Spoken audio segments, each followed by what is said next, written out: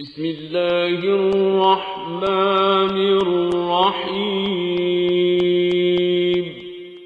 وَلَقَدْ يَسَّرْنَا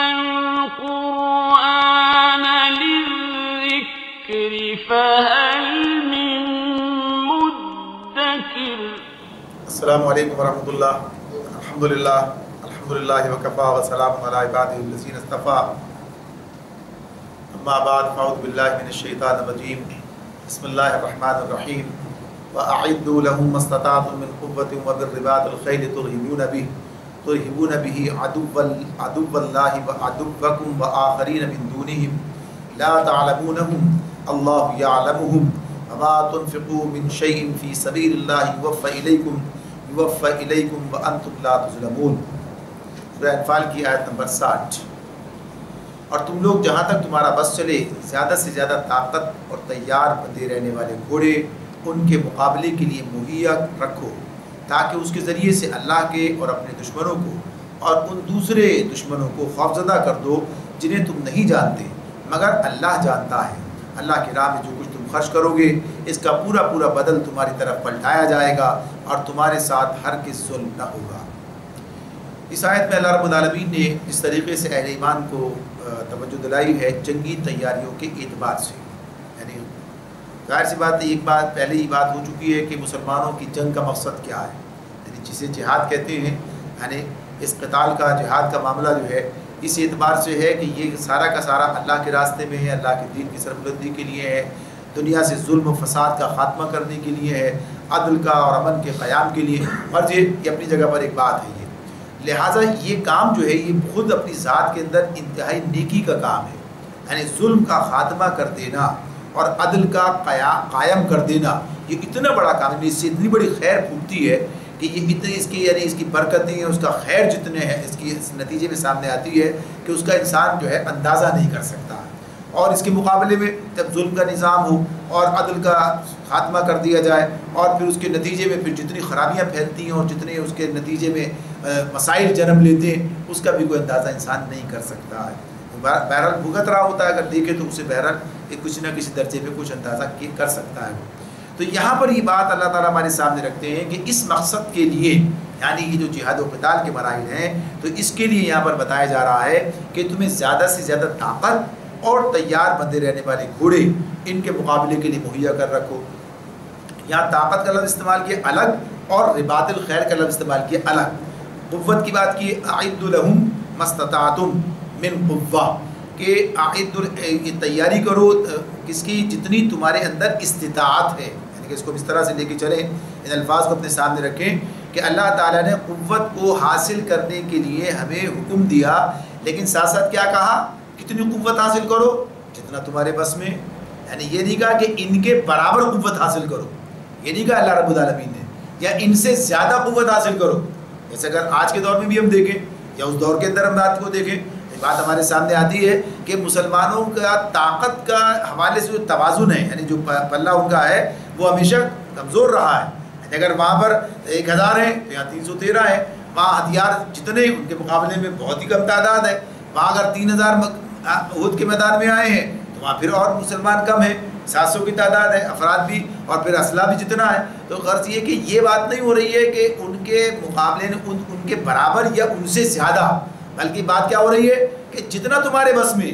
اللہ رب العالمین نے کبھی ہم سے یہ بات اس طرح سے نہیں کی، قرآن مجید کا سارا ہمارے سامنے پورا مضمون آ جاتا ہے کہ جس میں انہیں معیار بنا کر یہ بات کی ہو۔ ہاں کہیں اگر معیار بنایا تو کس بنیاد پر بنایا کہ دیکھو وہ جو باطل کے راستے میں جتنی ثابت قدمی دکھا رہے ہیں تمہیں حق کے راستے میں اس سے زیادہ ثابت قدمی دکھانی چاہیے۔ یا ایھا الذین آمنوا اصبروا وصابروا کی جو بات آتی ہے یہ بات تو ملے گی، یعنی تمہیں اس معاملے میں زیادہ آگے بڑھ کر کام کرنا چاہیے، لیکن جو تمہارے بس، اس کی بات ہی کیا ہے، تمہارے بس میں جتنا ہے، استطاعت کا جو معاملہ ہے اسے ہر حوالے سے سامنے رکھا ہے۔ تو اس بات کو یہاں پر رکھا جائے تو یہ غلط فہمی ختم ہو جاتی ہے کہ بھائی ہم ان کے برابر کیسے کریں، ہم جب کر نہیں سکتے تو ظاہر سی بات ہے پھر چھوڑ دیں سارے معاملات کو۔ نہیں، تمہاری ذمہ داری کیا ہے؟ جتنا تمہارے بس میں ہے، یعنی استطاعت ہے اتنی قوت۔ اچھا قوت کا لفظ آیا ہے یہاں پر سامنے، قوت کا مطلب کیا ہے؟ ظاہر ہے کہ طاقت کی بات ہے۔ طاقت کے معاملات ہر دور کے اندر تبدیل ہوتے رہتے ہیں، یعنی کل کوئی چیز طاقت کا معیار تھی، آج کوئی اور چیز طاقت ہے، یعنی کل افرادی قوت کا معاملہ زیادہ تھا، آج جو ہے اس کے مقابلے کے اندر ٹیکنالوجی کی بات آ گئی ہے سامنے ہمارے، یعنی صورتحال تبدیل ہو گئی ہے. کل ہتھیار کی نوعیت کچھ اور تھی، آج ہتھیاروں کی نوعیت کچھ اور ہو گئی ہے. تو غرض یہ کہ اصل لفظ قوت ہے، تو قوت کے اعتبار سے آج کہتے ہیں ایٹمی قوت، یعنی کہ اپنے ہمارے سامنے آ گئی بات یہ. تو اس اعتبار سے بھی تمہیں کوشش کرنی، تیاری کرنی. تو یہ اللہ تعالیٰ ہم سے بات کہتے ہیں کہ مجرد قوت کا لفظ استعمال کیا کہ جو ہر دور کے حساب سے مناسبت رکھتے ہوئے اس دور کی جو قوت ہے وہ قوت بھی تمہیں حاصل کرنی ہے. اور پھر اسی کے ساتھ ساتھ رباط الخیل کی بات بھی کی ہے، گھوڑوں کی بات کی ہے. تو یہ اس زمانے کے والے سے بات بھی ہے. تو آج کے دور میں وہ کام جن چیزوں سے لیا جاتا ہے تو ان کی بات بھی ہوگی. اور آج بھی بہر گھوڑے تو آج بھی کارآمد ہوتے ہیں، آج بھی گویا کہیے کہ فوجیں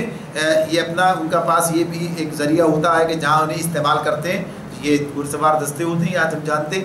لیکن اس کے باوجود یہاں جو بنیادی بات ہے وہ کیا ہے کہ جو کام ان سے اس وقت لیا جا رہا تھا آج جن چیزوں سے لیا جاتا ہے تو ان چیزوں کو اس طرح سے جو ہے حاصل کیا جائے. تو یہ بہرحال تیاری کرنے کی بات ہے. اس میں کیا کہا جا رہا ہے کہ یہ توکل کا مطلب وسائل کی فراہمی سے بے نیاز ہو جانا نہیں ہے، بلکہ وسائل جس کام کے لیے جو وسائل درکار ہیں. اب ظاہر سی بات ہے لڑائی کے لیے وسائل کیا درکار ہے؟ قوت چاہیے، ہتھیار چاہیے، اور کہیے کہ اس کے لیے وسائل جتنے بھی ذرائع ہو سکتے ہیں، سواریاں، یہ سب درکار ہے. تو یہی جو چیز اس کے لیے چیزیں درکار ہیں وہ چیزیں فراہم کرنا اپنی استطاعت کے مطابق یہ تمہاری ذمہ داری ہے. اس کے بعد پھر اللہ پر توکل، بھروسے کی بات ہے کہ اس کے بھروسے پر یہ تیاری بھی ہے، اس کے بھروسے پر اس کا استعمال بھی ہے. تو توکل کا مطلب یہ قطعاً نہیں ہے کہ انسان جو ذرائع اور وسائل ہیں ان سے اپنے آپ کو بے نیاز کر لے اور وہ کام نہ کرے جو اس کی ذمہ داری کے طور پر اس کے سامنے اللہ تعالیٰ نے رکھ دی ہے. تو اس کو یہاں پر بالکل واضح کیا. پھر اس کے ساتھ ساتھ کیا کہا کہ تم اللہ کا دشمن اور تمہارا دشمن، یعنی اللہ کا دشمن اور تمہارا دشمن الگ الگ نہیں ہے. اگر مسلمان ہے، اگر مسلمان جو ہے اسلام سے وابستہ ہے اور واقعتاً مسلمان ہے تو یہ بات اس کے سامنے بالکل واضح رہنی چاہیے کہ اللہ کا دشمن اور اس کا دشمن ایک ہی ہے، الگ الگ دشمن نہیں ہے. یعنی یہ دشمنی کس بنیاد پر ہے؟ دین کی بنیاد پر ہے، اسلام کی بنیاد پر ہے. اور دین اور یعنی جو اسلام جو ہے یہ اللہ کا دین ہے، لہذا اللہ کے مقابلے پر آتے ہیں، اس بنیاد پر آتے ہیں. تو یہ بات کہ اس پہ تمہیں اللہ کے دشمنوں کے مقابلے میں اور اپنے دشمنوں کے مقابلے کے لیے تیاری کرنی چاہیے. اچھا یہاں پر یہ بات اس اعتبار سے نہیں ہے کہ بھائی اللہ کا دشمن بھی نہیں تمہارا بھی دشمن ہے، صرف یہ بات، بلکہ ایک مسلمان کے لیے تو زیادہ بڑی بات یہ ہے کہ جو اللہ کا دشمن ہوگا اس کے لیے وہ زیادہ جان کی بازی لگائے گا. یعنی یہ بات تو اپنی جگہ ہے کہ یہ ایک ہی بات ہے، یہ اللہ کا جو دشمن ہوگا وہ ہمارا بھی دشمن ہوگا. لیکن ویسے جو اس کی بات ہے کہ دیانت و غیرت کی جو بات ہے وہ کیا ہے کہ جو اللہ سے ہمارا تعلق ہے تو اللہ کے تعلق کی بنیاد پر یہ زیادہ ہمارے لیے بات ہے کہ ہمارے توہین کا اس کی حیثیت وہ نہیں ہے. اگر کوئی اللہ کی توہین کرے ہمارے مقابلے میں تو ہمارے جذبات اس حوالے سے زیادہ جو ہے مشتعل ہوتے ہیں اس اعتبار سے. تو غرض یہ کہ اللہ کا دشمن جو ہے اور اللہ کا جو ہمارا دشمن ہے تو اس دشمن کے مقابلے کے لیے تمہیں یہ تیاری کرنی چاہیے. اور پھر مزید اس اعتبار سے کیا کہا کہ صرف یہ دشمن نہیں ہے کہ جو تمہارے سامنے، بلکہ کچھ دشمن ایسے بھی ہیں جو تمہارے سامنے نہیں ہیں، یہ بعد میں آنے والے دشمن ہوں یا پوشیدہ طور پر یہ موجود ہوں. لیکن یہاں پر ایک بڑی بات یہ سامنے رکھی جا رہی ہے کہ ہتھیاروں کی فراہمی کا مطلب صرف لڑنا نہیں ہوتا بلکہ لڑنے سے لوگوں کو باز رکھنا بھی ہوتا ہے. یعنی یہ بات جو ہے اگر کوئی آدمی جیسے کہتے ہیں نا کہ جاگ رہا ہے تو کیا ہوگا، جاگنے کے نتیجے میں جاگ رہا ہے تو کوئی دشمن حملہ نہیں کرے گا. یعنی اس کا معاملہ جب وہ سویا پڑا ہوگا تو دشمن کو ہمت ہوگی، دشمن کو حوصلہ ہوگا، بھائی یہ تو سوئے پڑے، چلو جو ہو سکتا ہے کر ڈالا جائے، جو لوٹا جا سکتا ہے لوٹ لیا جائے. یعنی جب حفاظت کے لیے انسان بیدار ہو تو پھر گویا کہیے کہ کرنے والا بھی سوچنے لگتا ہے. اور جب معاملات بالکل ہی گویا لوگوں کے سامنے اس طرح پڑے ہوئے ہوں کہ جو چاہے جو کر جائے تو پھر بہت سے لوگوں کو حوصلہ ہو جاتا ہے. تو اس اعتبار سے یہ بات اپنی جگہ ہے کہ دشمن کو یا کہیے کہ بدماشوں کو، ظالموں کو ان کے ظلم سے، ان کی بدماشی سے، ان کی زیادتیوں سے باز رکھنے کے لیے یہ بھی ضروری ہے کہ قوت فراہم ہو. جب وہ دیکھتے ہیں کہ جواب ملے گا تو پھر اس سے باز رہتے ہیں، اپنے آپ کو الگ کر لیتے ہیں. تو یہ جو تیاری ہے، یہ جو کہا ہے اس کے اندر اللہ رب العالمین نے کہ سامان جنگ اور ایک مستقل فوج کی فراہمی، اس حوالے سے بہرحال اپنی جگہ پر ایک بہت اس بات کا انتظام اور اہتمام ہے کہ جنگیں نہ ہوں، لڑائیاں جو ہیں اس بنیاد پر لوگ جو ہے پیچھے ہٹ جائیں۔ جیسے آج ہمارے بارے میں یہ بات ہے کہ اگر پاکستان کے پاس ایٹمی قوت نہ ہوتی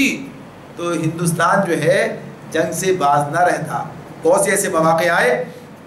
جب اس نے اس طریقے سے گویا کہیے کہ زیادتی کرنے کی کوشش کی، لیکن جو چیز آڑے آ گئی ہے یہ بات کہی جاتی ہے۔ سارے جو کہیے کہ دفاعی تجزیہ نگار ہیں وہ یہ بات کہتے ہیں کہ ہاں پاکستان کے پاس جو ایٹمی قوت ہے اس ایٹمی قوت نے اس کے ہاتھ باندھ رکھے، ورنہ شاید وہ ظلم کرنے سے اور آگے بڑھتا، زیادتی کرتا۔ تو یہ بات کہ صرف یہ جو ہتھیاروں کی فراہمی ہے، یہ جو فوجوں کی تیاری ہے، یہ صرف لڑنے کے لیے نہیں ہوتی بلکہ اس لیے بھی ہوتی ہے کہ زیادتی کرنے والوں کو ان کی زیادتی سے باز رکھا جائے، ظالموں کو ظلم کرنے کا موقع ان کو فراہم نہ کیا جائے۔ تو اس حوالے سے اللہ تعالیٰ کہتے ہیں کہ انہیں بھی جنہیں تم نہیں جانتے ہو، یعنی آج چھپے ہوئے، لیکن اگر تم ظاہر سی بات ہے اگر کمزور پڑو گے تو ایسے بھی لوگ نکل کر آ جائیں گے، سامنے آ جائیں گے کہ جو زیادتی کرنا چاہیں گے۔ تو اس اعتبار سے یہ بات ہے اللہ تعالیٰ فرماتے ہیں لا تعلمون، تم نہیں جانتے انہیں، اللہ یعلم، اللہ انہیں جانتا ہے۔ تو یہ لوگوں کو ان کے شر سے اندر جو ہے سے بچنے کی بات جو ہے وہ اس حوالے سے بھی ہے کہ پوری تیاری رکھی جائے۔ ہماری کمزوری جو ہے بہت سے لوگوں کو شرارت کرنے پر آمادہ کر سکتی ہے، لہذا اگر اس کمزوری کا بداوا کیا جائے تو ایسے لوگ جو شرارت کا مزاج رکھتے ہیں وہ بھی آپ کے سامنے جو ہے صحیح طریقے سے آئیں گے اور کوئی شرارت کرنے کی کوشش نہیں کریں گے۔ اور پھر آخری بات اس کے اندر یہ اس آیت میں بیان کر دی گئی کہ اب یہ اس کام کے لیے وسائل درکار ہیں، اس کام کے لیے وسائل درکار ہیں۔ اچھا بعض اوقات ایسا ہوتا ہے کہ لوگوں کے اندر دینداری کا مزاج الگ الگ ہو جاتا ہے، نہیں کچھ لوگ غلط فہمیوں کے اندر بھی مبتلا ہو جاتے ہیں، سمجھتے ہیں اس راستے میں خرچ کرنا جو ہے یہ تو بڑی دینداری کی بات ہے، لیکن اس راستے میں خرچ کرنا جو ہے یہ شاید اتنی دینداری کی بات نہیں ہے۔ تو اللہ تعالیٰ یہ بات بتا رہے ہیں، بیان کر رہے ہیں کہ اس راستے میں یعنی عام طور پر خدمت خلق کی بات جو ہے وہ زیادہ اہم سمجھی جاتی ہے، یعنی اس معاملے میں آدمی سوچتا ہے کہ یہ کام کرے، کیا مسجد مدرسے بنانے کے حوالے سے یہ سب نیک کام ہے، سب کی اپنی اپنی جگہ پر اہمیت اور ضرورت ہے، اور اس اعتبار سے جس کی جو ضرورت ہوگی وہ کام کیا جائے گا، لیکن اس کام کے لیے کہ صاحب یہ جو فراہم کیا جائے، یہ ضروریات پوری کی جائے، تو کہا کہ اس کا جو مقام ہے وہ اپنی جگہ پر اللہ تعالیٰ نے متعین کیا ہے۔ سورہ حدید جب پڑھیں گے تو یہ بات سامنے آئے گی اس موقع پر اللہ تعالیٰ اس کے کیا مقام رکھتے ہیں۔ تو یہاں بھی یہ بات بتا دی گئی کہ اس جنگی تیاریوں کے حوالے سے جو مال تم خرچ کرو گے اس کا پورا پورا بدلہ تمہیں دیا جائے گا، تمہارے ساتھ ظلم نہیں ہوگا۔ ظلم نہ یہ کہا وانتم لا تظلمون، تم ظلم نہیں کیے جاؤ گے، اس مراد کیا ہے کہ تم اللہ کے راستے میں خرچ کرو اور تمہیں اس کا بدلہ نہ ملے، ایسا نہیں ہوگا، تمہیں اس کا پورا پورا بدلہ ملے گا۔ دنیا میں اس صورت میں بھی ملے گا کہ تم جو ہے دشمنوں کی دشمنی سے محفوظ رہو گے، اور یہ بھی کہ اللہ تعالیٰ تمہیں اس کا بہترین اجر دے گا نیکی کی صورت میں اور آخرت میں جنت کی صورت کے اندر۔ وَإِن جَنَحُوا لِلسَّلْمِ فَاجْنَحْ لَهَا وَتَوَكَّلْ عَلَى اللَّهِ إِنَّهُ هُوَ السَّمِيعُ الْعَلِيمُ۔ اور اے نبی اگر دشمن صلح و سلامتی کی طرف مائل ہوں تو تم بھی اس کے لیے آمادہ ہو جاؤ اور اللہ پر بھروسہ رکھو، یقیناً وہی سب کچھ سننے اور جاننے والا ہے۔ ایک طرف جنگی تیاریوں کی بات کی تھی، اس معاملے میں کہا کہ نیکی کا معاملہ یہ اپنی جگہ پر ہے، اس معاملے میں پیچھے نہیں ہٹنا چاہیے، آگے بڑھ کر کام کرنا چاہیے، تیاری پوری رکھنی چاہیے، اس معاملے میں کوئی تساہل جو ہے گوارا نہیں کیا جائے گا، یہ بھی نیکی اور تقویٰ کا راستہ ہے، اس طرح آپ کو آگے بڑھنا ہے۔ ساتھ ہی ساتھ اب اس کے مد مقابل دوسری بات کیا کہہ دی، اگر دشمن صلح و سلامتی کی طرف مائل ہو تو اب ضروری نہیں کہ بس تم لڑنے پر ہی تلے رہو، اگر کوئی صلح کرنا چاہتا ہے آگے بڑھ کے صلح کرو،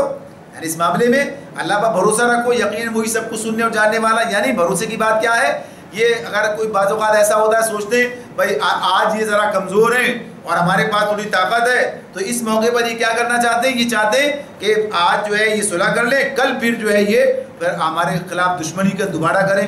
تو کہا کہ اس کی پرواہ مت کرو، اللہ پر بھروسہ کرو، اس لیے کہ اگر کوئی صلح کے لیے ہاتھ بڑھاتا ہے اس کے دل کا حال ہمیں معلوم نہیں ہے، اگر تجربے سے معلوم ہو جائے تو بات دوسری ہوگی، دوبارہ نہیں کیا جائے گا، لیکن جب تجربے میں ابھی وہ بات نہیں ہے، ابھی صرف اس کی بات سے زبان سے وہ بات کہتا ہے صلح کرنا چاہتا ہے، تو تمہیں پھر اس بنیاد پر کہ شاید یہ بعد میں جو ہے اس سے پھر جائے گا، تو اندیشوں کی بنیاد پر پیچھے نہ ہٹو، اللہ پر توکل کرو، اس لیے کہ اللہ تعالیٰ یہ نہیں چاہتا کہ لڑائی ہو ہر حال میں، بھائی انہیں چھوڑنا نہیں ہے، مارنا ہی ہے انہیں، ایسا نہیں چاہتا۔ اگر یہ باز آ جاتے ہیں صلح کا مطلب کیا ہوگا، صلح تو ظاہر ہے کچھ شرائط پر کی جائے گی، اور صلح کا مطلب یہ ہوگا ظلم و زیادتی سے باز رکھا جائے انہیں، تو اس اعتبار سے پھر تمہیں جو ہے صلح کر لینی چاہیے۔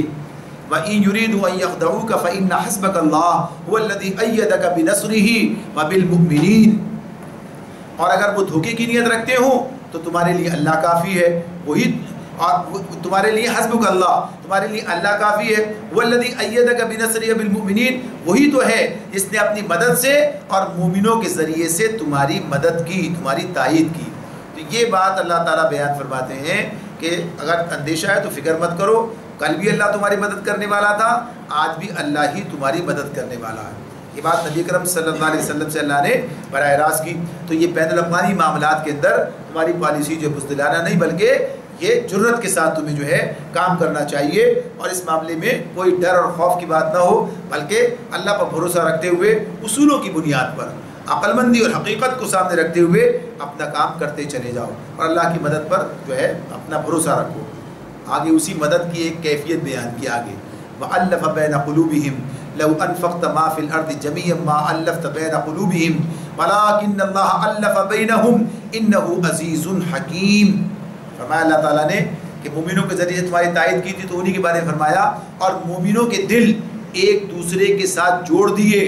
تم روئے زمین کی ساری دولت بھی خرچ کر ڈالتے تو ان لوگوں کے دل نہ جوڑ سکتے تھے، مگر وہ اللہ ہی ہے جس نے ان لوگوں کے دل جوڑے، یقیناً وہ بڑا زبردست اور دانا ہے۔ اب اس میں اللہ تعالیٰ اسی اپنی مدد اور تائید اور نصرت کی ایک گویا کہیے کہ مثال ہمارے سامنے رکھتے ہیں۔ یہ جو کیفیت اس میں بیان کی ہے کہ وَأَلَّفَ بَيْنَ قُلُوبِهِمْ، کہ مومنوں کے دل ایک دوسرے کے ساتھ جوڑ دیے، یعنی ان کے دل میں محبت اور الفت پیدا کر دی، یہ اللہ تعالیٰ نے یہ بات بتائی۔ اب یہ اس وقت میں اگر یہ بات کی جائے تو شاید اتنی سمجھ میں نہ آئے، یعنی اس تناظر کے اندر سمجھ میں نہ آئے۔ اگر ہم اس طرف چلے جائیں، اس دور کی طرف چلے جائیں اور اس تناظر میں جا کر دیکھیں کہ عرب کی صورتحال کیا تھی، عرب کی صورتحال اس موقع پر کیا تھی، اگر پورے عرب کی صورتحال دیکھیں تو بھی بات واضح ہوتی ہے، اور خصوصیت کے ساتھ جہاں یہ کام ہوا تھا مدینے کے اندر، وہاں کی بات دیکھیں تو وہاں کی بات بھی ہمارے سامنے بالکل واضح آتی ہے کہ نبی اکرم صلی اللہ علیہ وسلم سے پہلے، یعنی اسلام کی دعوت کو قبول کرنے سے پہلے، جو یہ عرب مدینے کے دونوں جو قبیلے تھے، اوس و خزرج، اور ان کی جو دشمنی تھی، اور یہ دشمنی کوئی ایسی نہیں تھی کہ اس کی نوعیت جو ہے وقتی ہو، بلکہ صدیوں سے یہ دشمنیاں چلی آ رہی تھیں ان کے درمیان جو تھے۔ تو یہ جو صورتحال تھی ان کے درمیان، تو اور یہ جو جنگ بعاث کا معاملہ تھا جو خصوصیت کے ساتھ جو ہے مدینے کے اندر اوس و خزرج کے درمیان جو لڑی گئی تھی،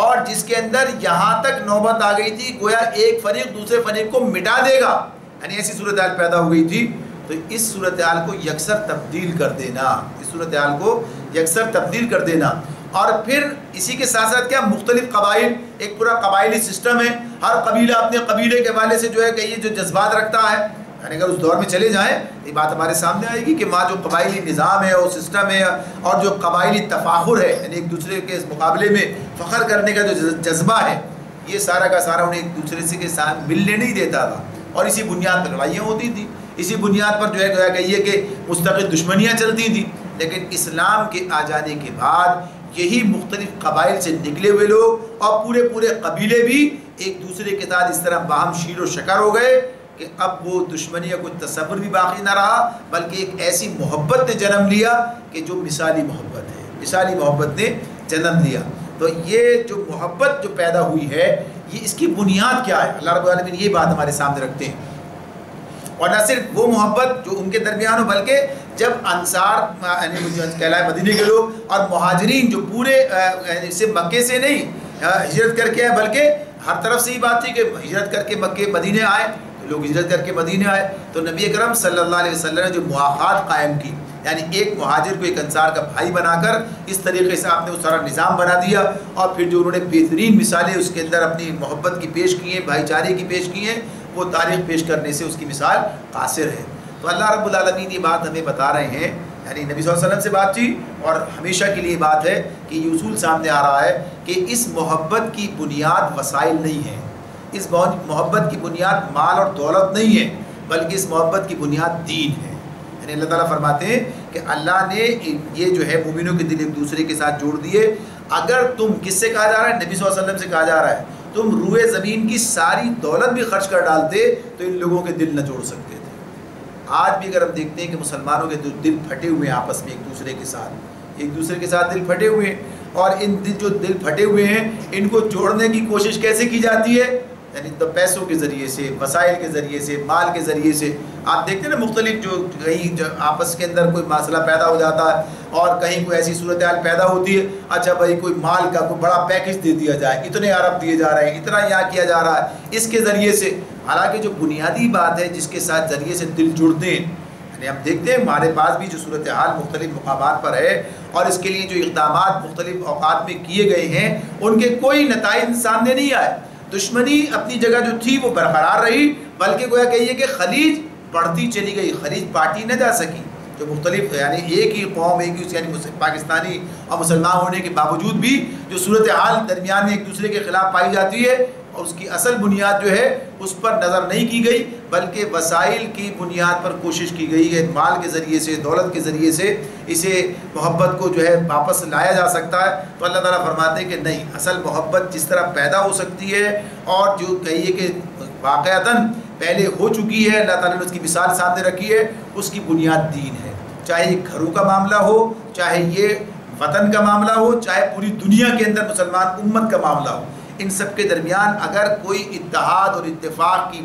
بنیاد کوئی چیز بن سکتی ہے تو وہ صرف اور صرف اللہ کا دین ہے. جتنا دین سے قریب ہوں گے، جتنا اس کو بنیاد بنائیں گے، اتنا ہی محبت کا ماحول بنے گا. اور جتنا دین سے دور ہوتے چلے جائیں گے اور اس سے اپنے آپ کو الگ کر لیں گے تو چاہے کچھ بھی کر لیں یہ محبت آپس کے اندر پیدا نہیں ہو سکتی. وقتی چیزیں ہوں گی، اپنے اپنے مفادات کے لیے لوگ ملیں گے اور اپنے اپنے مفادات کے تحت لوگ الگ ہو جائیں گے. آج بھی دیکھتے ہیں ہم کہ اتحاد بنتے ہیں، اتحاد بکھر جاتے ہیں، چاہے وہ افراد کے ہوں، گروہوں کے ہوں یا کویا کہ یہ ملکوں کے اعتبار سے ہوں، لیکن سب اپنے مفادات کے تحت اکٹھے ہوتے ہیں اور اپنے مفادات کے تحت واپس پلٹ جاتے ہیں. تو اس میں اللہ تعالیٰ جو بات ہمارے سامنے رکھتے ہیں کہ دین ایک واحد ایسی بنیاد ہے کہ جو موجود ہو تو سب کے درمیان محبت پیدا ہو سکتی ہے. اور ایسی محبت جیسے کہ اللہ تعالیٰ نے انصار کے درمیان رکھی، اوس و خزرج کے درمیان اور پوری مسلم امت کے حوالے سے کہ اس کی مثالیں اتنی ہیں کہ اگر اس کی مثالیں انسان اپنے سامنے رکھے گویا کہیے کہ اس کی کوئی تاریخ اس سے دوسری مثال قائم نہیں کر سکتی. تو یہاں پر اللہ رب العالمین یہ بات بتا رہے ہیں کہ اللہ نے اپنی نعمت سے اللہ تعالیٰ نے ان کے دل جوڑے ہیں. اور سورہ آل عمران کی آیت 102 کے اندر اللہ تعالیٰ نے اس بات کو واضح طور پر 103 کے اندر بیان کیا ہے کہ اللہ تعالیٰ یاد کرو جب تم ایک دوسرے کے دشمن تھے، اللہ نے تمہارے دل جوڑ دیے. بِنِعْمَتِهِ اِخْوَانًا، اس کی نعمت سے تم بھائی بھائی بن گئے. تو وہ نعمت کون سی ہے؟ وہ دین کی نعمت ہے جو اللہ تعالیٰ نے وہاں پر عطا فرمائی تھی. تو اسی کی بات، وہ نعمت آج بھی ہمارے پاس موجود ہے. اگر ہم پھر سے وہی بھائی چارہ چاہتے ہیں، وہ محبت چاہتے ہیں تو اس دین کو اپنے درمیان فروغ دیں، اس دین پر واپس آ جائیں، اس کی اقامت کی جدوجہد کریں، اسی کو اپنی یعنی اسی کو اصل بنیاد بنا لیں تو یقیناً یہ ساری محبت اور اتحاد پھر سے قائم ہو سکتا ہے. یا ایھا النبی حسبک اللہ، یا ایھا النبی حسبک اللہ ومن اتبعک من المؤمنین. اے نبی تمہارے لیے اور تمہارے پیرو اہل ایمان کے لیے تو بس اللہ ہی کافی ہے. یعنی وہی تمہاری مدد پر کل بھی تھا، وہی تمہاری مدد پر آج بھی رہے گا. کس تناظر میں بات ہوئی ہے یہ؟ ایک تو جنگی تیاریاں اپنی جگہ، لیکن اگر کوئی صلح کرنے کے لیے کہے تو تیار ہو جاؤ، پرواہ مت کرو. اللہ نے کل بھی تمہاری مدد کی تھی، آج بھی کرے گا اور آئندہ بھی وہی مددگار ہے. یا ایھا النبی، یا ایھا النبی حرض المؤمنین علی القتال ان یکن منکم 20 صابرون یغلبوا 200 وَإِن يَكُن مِّنكُم مِّئَةٌ يَغْلِبُوا أَلْفًا مِّنَ الَّذِينَ كَفَرُوا بِأَنَّهُمْ قَوْمٌ لَّا يَفْقَهُونَ. اے نبی مومنوں کو جنگ پر ابھارو، اگر تم میں سے 20 آدمی صابر ہوں تو وہ 200 پر غالب آئیں گے، اور اگر 100 آدمی ایسے ہوں تو منکرین حق میں سے 1000 آدمیوں پر بھاری رہیں گے، کیونکہ وہ ایسے لوگ ہیں جو سمجھ نہیں رکھتے. وہ ایسے لوگ ہیں جو سمجھ نہیں رکھتے. یہ بات جو اللہ رب العالمین نے اس میں ہمارے سامنے رکھی ہے، اس میں کئی چیزیں آ گئی ہیں. ایک بات تو یہ اہل ایمان کے بارے میں اللہ تعالیٰ فرماتے ہیں کہ انہیں نبی صلی اللہ علیہ وسلم سے کہا کہ حرض المؤمنین علی القتال، کہ مومنوں کو جنگ پر ابھارو. حرض المؤمنین علی القتال. اب یہ قرآن کی آیت ہے، قرآن کی آیت ہے جو ہمارے سامنے موجود ہے. اب اگر اس بنیاد پر کوئی آدمی یہ سوچے کہ بھئی مسلمانوں کو یہ کہا جا رہا ہے کہ جنگ علی القتال کا لفظ ہے، صاف صاف جہاد کا لفظ نہیں ہے. جہاد کے اندر تو بڑی وسعت ہے، قتال کے مقابلے میں قتال تو براہ راست جنگ کی بات ہے، یعنی لڑائی کی بات ہے. یہ قتال کا تو لفظ قتال ہی اس میں استعمال ہوا ہے، جہاد کا نہیں آیا ہے. تو اللہ رب العالمین جب یہ بات کہتے ہیں نبی صلی اللہ علیہ وسلم سے کہ تم جو ہے اہل ایمان کو اس کے لیے ابھارو. اس کا مطلب کیا ہے؟ اس کا مطلب یہ کہ بس یہ جو ہے لڑائی کے لیے انہیں لڑاکا بنا دینا ہے اور ہر وقت لڑنے کے لیے تیار رہیں گے, ہر ایک کے ساتھ دشمنی کریں گے, بس ہر جگہ یہ مطلب تو نہیں ہے, یہ مطلب قطعاً نہیں ہے. بلکہ اس کا مطلب کیا ہے؟ اس کا مطلب تو یہ ہے کہ ان کے اندر اتنی جرت پیدا ہو جائے, ان کے اندر اتنی استقامت پیدا ہو جائے, ان کے اندر یہ جذبہ پیدا ہو جائے کہ یہ جو مسلمانوں کی لڑائی کے مقاصد ہیں, پہلی بات کیا ہے؟ اصل میں ہم ایک بات چھوڑ دیتے ہیں, دوسری بات کو اپنے سامنے رکھتے ہیں. اور جو لوگ اسلام کے خلاف پروپیگنڈا کرنا چاہتے ہیں, جو لوگ اس جہاد و قتال کو بدنام کرنا چاہتے ہیں, وہ اس کا ایک ہی پہلو سامنے رکھتے ہیں, دوسرے پہلو کو جو ہے غائب کر دیتے ہیں. یعنی پہلا معاملہ کیا ہے کہ مسلمان کی لڑائی کس مقصد کے لیے ہوگی؟ مسلمان اپنی ذاتی نام و نمود کے لیے تو نہیں لڑے گا, مسلمان جو اپنی ذاتی خواہشات کے پیچھے تو نہیں لڑے گا, مسلمان اپنے جو ہے کہیے کہ ذاتی اپنے مسائل کو بڑھانے کے لیے یا ملکوں پر قبضہ کرنے کے لیے یا لوگوں کے ذرائع وسائل کو اپنے قبضے میں لانے کے لیے, یہ تو اس کا مقصد جنگ نہیں ہے. اس کا مقصد جنگ تو بہت واضح ہے, اس معاملے میں بہت واضح طور پر قرآن بھی بیان کرتا ہے اور امت کے جو مفسرین جو کہیے کہ ان کے جو مدبرین ہیں انہیں بیان کیا. جیسے علامہ اقبال نے بات کہی, شہادت مطلوب و مقصود مومن, نہ مال غنیمت نہ کشور کشائی, نہ کسی کو لوٹنا ہے, مال جمع کرنا ہے, نہ ملکوں کو فتح کرنا ہے, بلکہ جو شہادت حق کا فریضہ ہے وہ ادا کرنا ہے, دنیا کے سامنے اللہ کا دین پیش کرنا ہے. جہاں رکاوٹ ڈالے کی جائے گی تو وہاں اس رکاوٹ کو جتنی طاقت کی ضرورت ہے اس طاقت کے ذریعے سے دور کر دیا جائے گا. یہ معاملہ ہے. جہاں ظلم اور زیادتی کا بازار گرم کیا جائے گا, اس ظلم اور زیادتی کو روکنے کے لیے, اس ظلم اور زیادتی کو ختم کرنے کے لیے, برائی کو خلاف کرنے کے لیے جتنی طاقت کی ضرورت ہوگی اتنی طاقت کا استعمال کیا جائے گا. نہیں ایسا نہیں کہ طاقت کی ضرورت اتنی ہے اس سے زیادہ ایک کی ضرورت ہے 10 کر دی جائے, ایسا نہیں ہوگا. تو غرض ہے کہ پہلا معاملہ تو کیا ہے؟ پہلا معاملہ تو یہ ہے کہ ایک مسلمان کی شان یہ ہے کہ وہ بدی کے خاتمے کے لیے اور گویا کہیے کہ نیکی کے فروغ کے لیے, اب اس کو اگر ہم دوسرے معنوں میں آج کے الفاظ میں کہہ دیں تو اس طرح بھی کہہ سکتے ہیں کہ گویا ظلم کے خاتمے کے لیے اور عدل اور امن کے قیام کے لیے, یہ اصطلاح استعمال کرتے ہیں نا لوگ, کہتے ہیں اس کے لیے. تو اسلام تو نام اسی کا ہے, اسلام تو عدل کی بات کرتا ہے, اسلام کے سوا عدل ہے کہاں پر؟ یعنی جب ہم دیکھیں تو ہمارے سامنے بات آئے گی. تو اس کے لیے وہ کہتا ہے کہ تمہیں اپنی جان لڑا دینی چاہیے, تمہیں اس کام کے لیے جو پیچھے نہیں ہٹنا چاہیے. اس کے لیے ان کے اندر ہمت حوصلہ پیدا کرو. آج لوگوں کا حال کیا ہے؟ اپنی مفاد, ذاتی مفاد کے لیے سب کچھ کرنے کے لیے تیار ہیں, لیکن قومی مفاد کے لیے یا انسانیت کے حوالے سے جو کہتے ہیں پوری انسانیت کے لیے اللہ تعالیٰ تو بات کرتے ہیں نا, یہ کہ ظلم کا خاتمہ کرنا ہے اور کوئی لوگوں کے لیے آزاد یعنی مواقع فراہم کر دینے, کوئی ان سے زبردستی جو ہے کوئی اللہ کی نافرمانی نہیں کرائے گا, خود سے کرنا چاہتے ہیں کریں. یعنی جب اگر یہ روم اور ایران کو فتح کیا ہے تو اس کا مقصد کیا ہے؟ ان ظالمانہ سسٹم کو, نظام کو ختم کرنا, لوگوں کو آزاد کر دیا. اب مرضی چاہے اسلام قبول کرو نہ کرو, لیکن جب اور ظلم کا نظام ختم کیا. تو غرض یہ کہ بنیادی طور پر جو بات ہے وہ کیا ہے کہ حق کی سربلندی کے لیے یا نیکی کے فروغ کے لیے یا عدل کے قیام کے لیے اور بدی کے خاتمے کے لیے, برائیوں کی خلاف کرنے کے لیے اور ظلم کے خاتمے کے لیے ایک مسلمان جو ہے وہ بہرحال میدان میں نکلنے کے لیے تیار رہتا ہے. وہ اپنی جان کو اس سے زیادہ قیمتی نہیں سمجھتا, اپنے مقصد سے زیادہ. تو اپنے مقصد کو, جو مقصد اللہ نے اسے دے کر دنیا میں بھیجا ہے کہ دنیا میں وہ امن کا, عدل کا عالم بردار ہے اور نیکی کا پیغامبر ہے اور اس کو لے کر وہ کھڑا ہونے والا, تو اس کے لیے وہ اپنی جان لڑانے کے لیے تیار رہتا ہے. اب اگر کوئی یہ کہے کہ صاحب یہ تو بات نہیں ہونی چاہیے, اس کی تو تعلیم بھی نہیں دینی چاہیے, اس کا تو تذکرہ بھی نہیں کرنا چاہیے, لوگ تو اس کے حوالے سے غلط مطلب نکالتے ہیں, لوگ ہمیں ایک جنگجو قوم سمجھتے ہیں, تو ایسا نہیں ہے. بہادر ہونا الگ بات ہے, یعنی اس معاملے میں بہادر ہونا, اپنے مقصد کے لیے قربانی دینے کے لیے آمادہ رہنا اور طاقت کے لیے بھی استعمال کرنے کے لیے, اور ظاہر سی بات ہے ظلم سے کے مقابلے میں آدمی صرف کہیے کہ صرف طاقت استعمال ہی نہیں کرتا, طاقت کا مقابلہ بھی کر رہا ہوتا ہے. تو یہ تمام چیزیں اس بنیاد پر ہیں, اس حوالے سے ہیں. تو قرآن کا حکم ہے یہ, ہم اس کے خلاف نہیں جا سکتے کہ ہاں اس مقصد کے لیے اہل ایمان کو جاگنا چاہیے, اپنی ذمہ داری کو محسوس کرنا چاہیے. لیکن بات وہی ہے پھر کہ بار بار اس بات کو واضح کیا جائے کہ یہ جو دشمن پروپیگنڈا کرنا چاہتا ہے کہ مسلمانوں کے مقاصد جنگ کو پیچھے رکھ کر اور کچھ اور چیزوں کو سامنے لا کر پیش کرتا ہے کہ یہ اس کے لیے لڑ رہے ہیں, ایسا نہیں ہے. اور اگر کوئی ان مقاصد کے علاوہ کسی اور مقصد کے لیے لڑتا ہے تو وہ جہاد نہیں ہے, وہ قتال نہیں ہے. وہ پھر کیا یہ نفسانی خواہشات کے لیے معاملہ ہے، اس کو اللہ تعالیٰ کی طرف سے کوئی پروٹیکشن نہیں ہے، کوئی اللہ کی سرپرستی اسے حاصل نہیں ہے، اللہ کی تو اسی کے لیے کہ جو صرف اور صرف اسی کام اس مقصد کے لیے ہوگی۔ تو اس حوالے سے یہ بات اللہ تعالیٰ نے فرما دی ہے، نبی صلی اللہ علیہ وسلم سے حکم دیا ہے کہ آپ اہل ایمان کو جنگ پر اتاریں، یعنی اس کام کے لیے انہیں تیار کریں۔ اور پھر یہاں پر اسی بنیاد پر یہ بات ہے کہ کیا کہا کہ ان کی پھر طاقت کیا ہے، یعنی نیکی کی اصل طاقت ہے، نیکی کی بنیاد پر یہ طاقت پڑتی ہے۔ جب انسان اپنے لیے کرتا ہے تو پھر بات کچھ اور ہوتی ہے، جب انسان نیکی کے لیے کرتا ہے، اللہ کے لیے کرتا تو بات کچھ اور ہوتی ہے، بڑا فرق ہے اس کے اندر۔ تو یہاں پر کیا کہا کہ اگر تم میں سے 20 آدمی صابر ہوں تو وہ 200 پر غالب آ جائیں گے، 20 آدمی صابر ہوں تو 200 پر غالب آ جائیں گے، 100 آدمی ایسے ہوں تو منکرین حق میں سے 1000 آدمی وہ بھاری رہیں گے، یعنی 1 اور 10 کا تناسب یہاں رکھا گیا ہے۔ کیا رکھا ہے؟ 1 اور 10 کا اللہ نے رکھا ہے یہاں پر تناسب کہ ایسا ہوگا۔ اب یہ بات تو اللہ تعالیٰ کی ہے،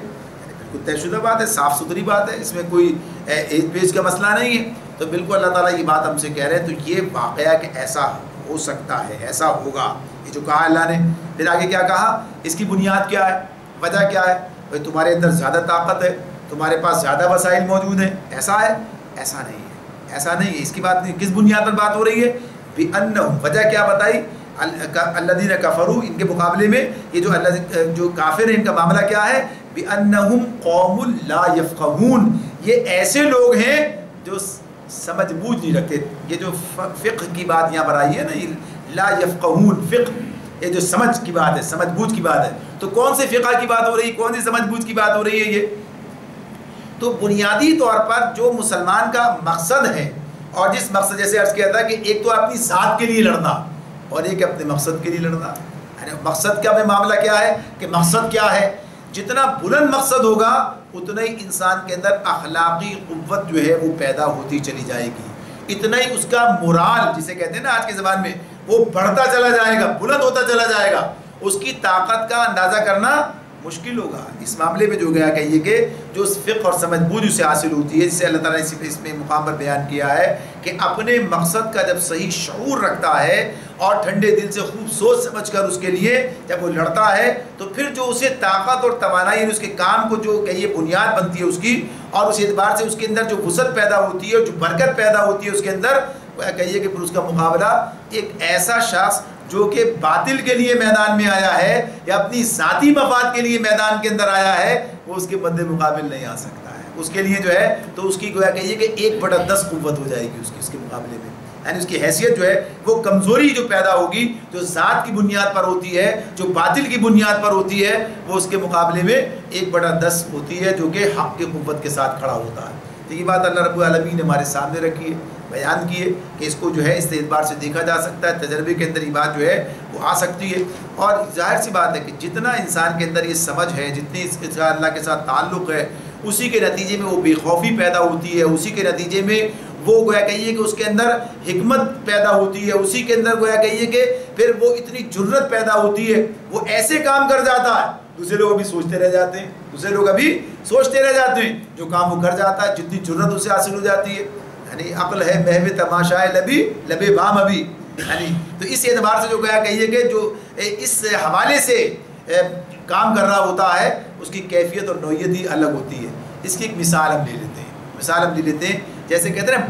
برکت کیا چیز ہوتی ہے؟ کہتے ہیں نا برکت والی چیز، یعنی 1 روپے میں اتنا کام ہوتا ہے جو 10 روپے میں نہیں ہوتا۔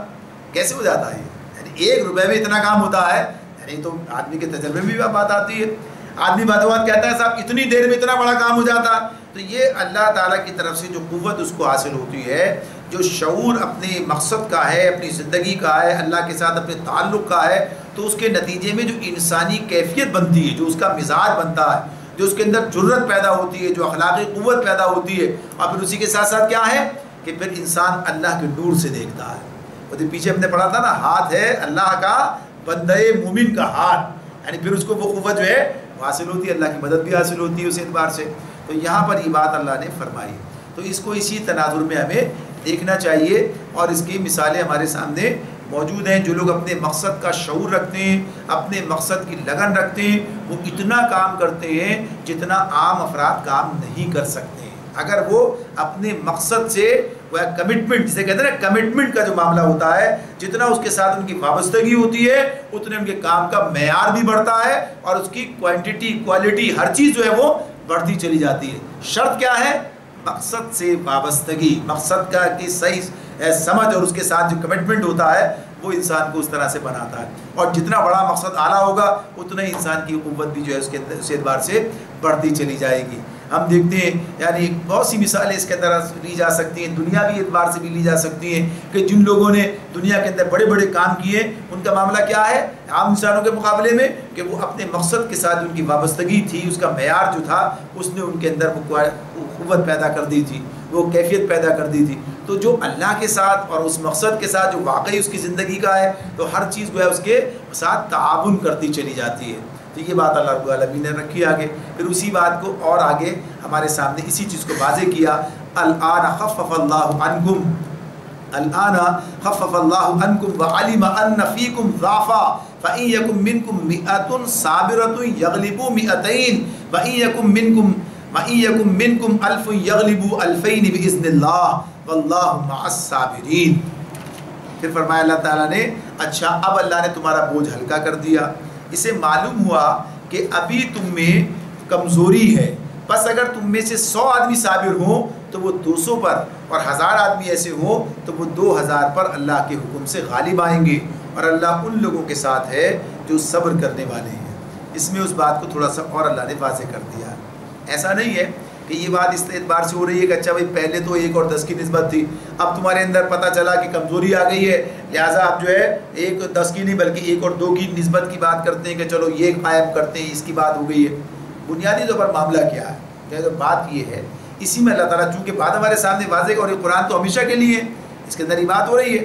تو اس میں بات یہ بتائی جا رہی ہے کہ اصولی طور پر جو اللہ نے معیار رکھا ہمارے سامنے رکھا ہے، وہ معیار رکھا ہے 1 اور 10 کا، 1 اور 10 کا۔ یہ تمہارا یعنی جب تم معیار کے اعلیٰ جاؤ گے تو کیا ہوگا؟ 1 اور 10 کا معیار تو ہے تمہارا، لیکن اگر تمہارے اندر کمزوری ہے، کمزوری یعنی وہی جو بات فقہ کی بات ہے، سمجھ بوجھ کی بات ہے، اس حوالے سے کمٹمنٹ کی بات ہے، اس اعتبار سے اخلاقی طور پر اور معاملات کے اعتبار سے اخلاقی تربیت ابھی اس طرح مکمل نہیں ہوئی ہے، کیفیات میں کچھ کمی ہے، تو بہرحال یہ بات تو اپنی جگہ پر ہے، کم از کم 1 اور 2 کا معاملہ تو ہے ہی، یعنی صرف ایمان کی بنیاد پر بھی ایسا ہوگا، صرف یعنی جو ایمان اور کفر کی بات ہے نا، ساری کمزوریوں کے باوجود بھی تنزل کی صورتحال کے اندر بھی یہ بات ہوگی۔ اب یہاں پر جو مسلمانوں سے بات کی جا رہی ہے، دیکھیں بدر کے موقع پر ہی بات ہو رہی ہے نا، بہت سے مسلمان تو ایسے ہیں جو ابھی مسلمان ہوئے، بہت سے لوگ ایسے ہیں کہ ابھی ان کی اخلاقی تربیت اس مرحلے میں اس طرح سے ہو رہی ہے، وہ کیفیات ہیں، تو ان کی بات اگر سوچی جائے تو وہاں بھی یہ بات ہو سکتی ہے، ورنہ اللہ تعالیٰ یہ اصول ہمارے سامنے بیان کر دیتے ہیں کہ یہ یہاں سے لے کر اور یہاں تک یہ کیفیت ہے تمہارے لیے، یعنی اس اعتبار سے جتنا تمہارا کمٹمنٹ اپنے مقصد سے اپنے اصولوں سے بڑھتا چلا جائے گا، یہ اس طرف تم آگے بڑھتے چلے جاؤ گے، ورنہ کم از کم اس معیار پر تو آ کر رکنا ہے، اس سے نیچے نہیں گرنے کی بات نہیں، اس سے نیچے گرے اس کا مطلب کیا ہوگا؟ پھر گویا بالکل ہی اس کیفیت سے اس مقام سے چلے گئے جو مقام اللہ نے ہمارے لیے رکھا ہے، ورنہ پھر تو برابری کی بات ہو گئی، یعنی پھر کا ایمان کا جو اضافہ ہے وہ کچھ نہ کچھ تو نتیجہ دکھائے گا، تو کم سے کم یہ بات اس میں سامنے آ رہی ہے۔ تو اس حوالے سے یہ بات کہی گئی ہے کہ جب مقابلے کی بات ہوتی ہے تو اس مقابلے کے اندر یہ تناظر دیکھا جا سکتا ہے۔ بدر کے اندر بھی کیا ہے؟ 1 اور 3 کا بن رہا ہے نا، تو کوئی غلط تو نہیں ہے کہ اتنا تو رکھا ہے، اللہ نے بتایا کہ ہاں یہ ہو سکتا ہے، اگر آپ اس میں آ جائیں عہد کے اندر تو بھی ہمارے سامنے ایک ملتا ہے، اس سے زیادہ آگے تو نہیں بڑھ رہا ہوتا ہے، تو کسی بھی چلے جائیں تو ایسا نہیں ہے۔ اور پھر وہاں پر جاتے ہیں جب غزوہ خندق میں تو تناظر کچھ بدل رہا ہے، بگڑ رہا ہے، تو وہاں پر مدافعت کا معاملہ کیا ہے، اس اعتبار سے کام کیا ہے۔ تو غرض یہ کہ صورتحال بتائی گئی، تو اس لیے مفسرین اس کے بارے میں کہتے ہیں یا فقہاء اس کے بارے میں کہتے ہیں کہ اگر کوئی یعنی کس حد تک جو ہے پسپائی کی گنجائش ہے، یعنی کہا کہ دگنے دشمن کے مقابلے سے تو بھاگنا جو ہے، پھر وہ تو پیچھے آیات گزری تھی نا کہ اللہ کے جب تم کسی دشمن کے مقابلے میں تو پیچھے نہ ہٹو، بھاگو نہیں، تو کہا کہ کم از کم یہ اس کی بات ہے کہ اس سے کم پر جو ہے یعنی اگر اس سے یعنی دگنے سے زیادہ ہے اور کمزوری کی بات ہے تو گنجائش کی جا سکتی ہے کہ آدمی پسپائی اختیار کرے گا، ورنہ کم از کم 10، ورنہ 10 سے زیادہ ہوں تو پھر تو بات نہیں ہے، اس کے لیے پھر وہ پابندیاں اس طرح سے عائد نہیں ہوں گی تمہارے اوپر، بلکہ اس معاملے کے اندر پھر تمہیں گنجائش ہوگی کہ تم پسپائی بھی اختیار کر سکتے ہو، پیچھے بھی ہٹ سکتے ہو، رتئی کرنے کی بات بھی ہوگی. تو بنیادی طور پر اللہ تعالیٰ یہ بات ہمیں اس حوالے سے بتا رہے ہیں کہ اس مقصد سے ہم آہنگی رکھتے ہوئے انسان کی قوت میں کس طرح اضافہ ہوتا ہے، یہ بنیاد بتائی جا رہی ہے. اور دوسری بات یہ بتائی جا رہی ہے کہ تمہیں دشمن کا مقابلہ کرتے ہوئے بہرحال بے خوفی کے ساتھ اس طرح کا مقابلہ تم کر سکتے ہو، میدان کے اندر اس اعتبار سے نکل سکتے ہو. اور یہ کیفیت جو ہے تمہاری ایمانی کیفیت کے ساتھ جو ہے وہ بڑھتی چلی جائے گی. لہٰذا اس معاملے میں تمہیں اسی اعتبار سے دشمن کے مقابلے پر آنے کی بات کی گئی ہے. یہ مضمون اسی مقام پر ختم ہوتا ہے. پر اس میں ایک آخری بات اور ہی ساتھ ملا لیجئے کہ اللہ تعالیٰ نے یہ بات کی ہے اگر تم میں سے 100 آدمی صابر ہو تو وہ 200 پر، اور 1000 آدمی ایسے ہو تو 2000 پر اللہ کے حکم سے غالب آئیں گے. شرط کیا رکھی؟ صابر کی شرط رکھی ہے. یعنی ایمان کے ساتھ ایک اور صفت جو اللہ نے شامل کی ہے وہ صبر کی ہے. اگر صبر نہ ہو تو پھر کوئی وعدہ نہیں ہے. تو صبر کی بنیاد، صبر جو ہے تو صبر کے اندر صبر کی جائے بڑی وسعت ہے. اس کے اندر استقامت بھی آئے گی، اپنے مقصد پر ڈٹے رہنا بھی آئے گا، اپنے جو فیصلے ہیں ان کے اوپر قائم رہنا بھی آئے گا، اپنے نفس کی تحریکات کے مقابلے میں اگر کسی غلط کی طرف لے جا رہی ہو تو ان کے مقابلے پر جو ہے استقامت اختیار کرنا وہ بھی آئے گا، طاعت پر بھی صبر آئے گا، معصیت سے رکنے پر بھی صبر. یعنی ہر حوالے سے تو گویا کہیے کہ اس صفت کو بہرحال اپنے اندر پیدا کرنا ہے، پروان چڑھانا ہے. یہ ایمان کے ساتھ ساتھ انسان کے ساتھ شامل ہے. تو پھر یقینا اللہ کی طرف سے جو وعدے ہیں اس کے حق میں پورے ہوں گے. اللہ تعالیٰ میں سمجھنے اور عمل کرنے کی توفیق عطا فرمائے. وآخر دعوانا الحمدللہ رب العالمین. سبحانک اللہم و بحمدک ونشہد ان لا الہ الا انت ونستغفرک ونتوب الیک.